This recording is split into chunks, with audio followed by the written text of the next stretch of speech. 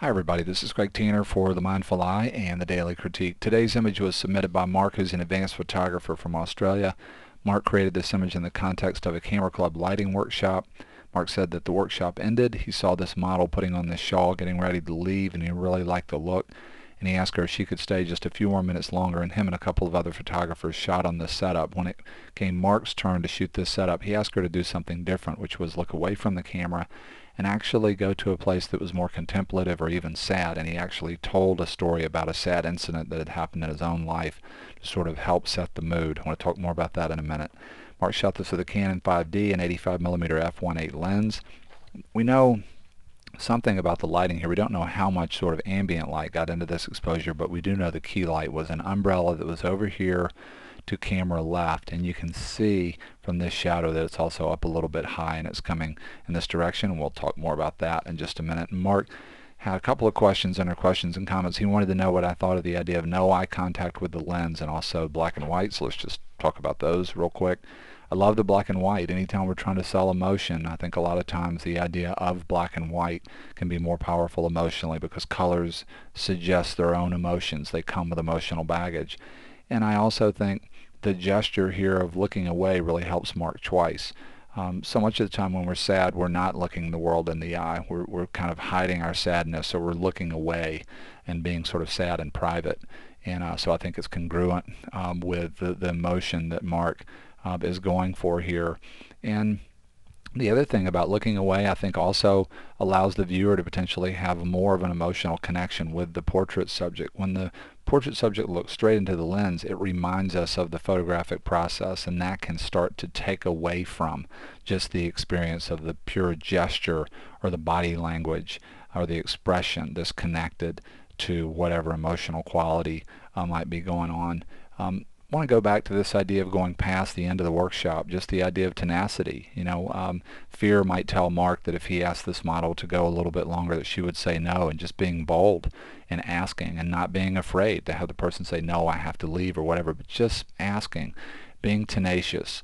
And if you get the no, even maybe asking one more time and saying no means not yet, and then getting her card and seeing if you can photograph her later with a shawl, and so on and so forth. Just staying in this mindset that the story ends when our belief system tells us it's over, and all the different ways that we can just have a better filter behind the camera in terms of what we believe about the process. And I love this idea of going past a limit in this shot. Really beautiful portrait, incredibly beautiful portrait subject, and really beautiful lighting. This is a real classic lighting pattern. It can do a really beautiful job of creating a lot of dimension in a face. The fact that her head sort of turned 3/4, so we could only see one ear here if she wasn't wearing the shawl, that already starts to set up the potential for dimension, and seeing the three dimensions of the face and of the head, and then this lighting, a little bit of a side lighting. We call this loop lighting, this loop shadow. If we took the light a little bit further around, we'd get to Rembrandt lighting, where the shadow would grow so much we'd have the classic sort of diamond shape under the eye and just light in the eye. But this is before you get to Rembrandt, still nonetheless a real classic lighting pattern. And it's creating quite a bit of form in the shawl, and all these lines are helping to make all this negative space over here a big part of the composition. All of these shapes in so many different ways are sort of rhyming the dimensions of the model's face here. And we've already talked about it, but just one more time, this is extraordinary. This idea of not just looking away but going to a place that's sad, we just don't see that as much. And not only does it have an effect because it's different, but it also can have a very powerful effect on the viewer because it's cathartic. So much of the time we're running from sadness because we associate it with something that's bad. And seeing something like this can sometimes help us sort of process those feelings, which could be very, very powerful for the viewer. Just love this portrait. It's really stunning. I'd like to create another variation of it. There are a couple of things that I think about here when I look at this, but really the main thing is this expression is so wonderful, and the model has such a beautiful face, and the lighting is so beautiful on her face. Hey, one other thing I want to mention here real quick is no catch lights in the eyes actually plays pretty powerfully here, because this is more sort of a sorrowful kind of expression. And so that's another thing that I like about this. You get a little bit of definition here from just probably with some bounce from the floor or something, but you don't have any bright catch lights. I'd like to take the shawl and get a lot of the contrast out of here, and really make the face come forward in this. And if we wanted to do that with the lighting while we were there, then we would have to control the lighting quite a bit. One of the things that I don't like about umbrellas is that they're very, very hard to control the direction of the light, where with a softbox, even though it's a broad sort of soft light source, you can put barn doors and louvers, and it's much easier to control the light from a softbox. In a perfect world, there's more of a strip light softbox over here, and we can control the contrast of the light out here. Maybe you suggest these ideas, but the contrast just isn't quite as powerful in that part of the image. That'd be one take on this. We can do it in Photoshop, though. I'm going to come in and create a curves adjustment first to lighten up the shawl and get a lot of the contrast out of it. There's what the curve looks like. I lightened and flattened the curve, so pushing up and then flattening that part of the curve where those pixels are, and I applied it locally to the shawl, but I gave a little bit of it to the face,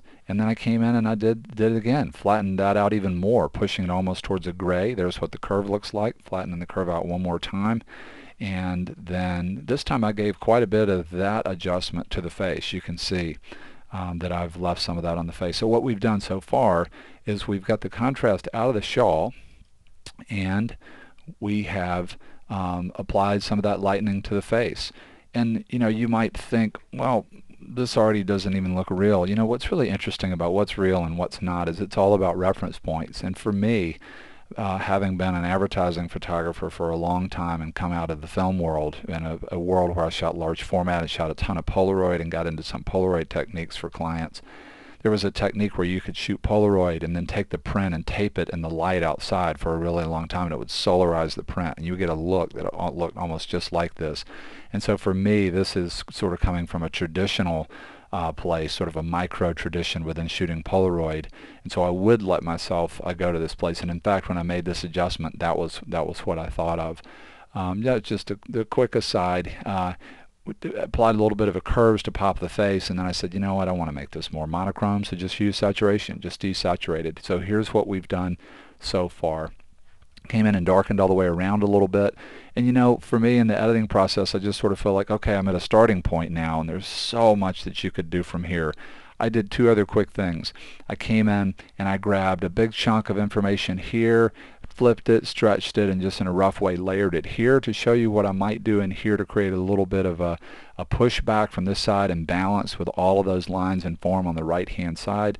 This is just a rough starting point, but something that's very, very easy to do.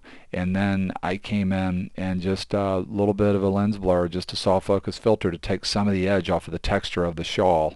Again, trying to make the beautiful expression and face come forward here even more. There's where we started, and here's where we ended up. This is one of these images where you could just create a billion different variations. Mark has really created a stunning portrait here, and I just want to say a huge thank you to Mark for sharing the image. It's a great backstory, lots of good information in there. I want to say a big thank you to all of you for being here on the Mindful Eyes Daily Critique.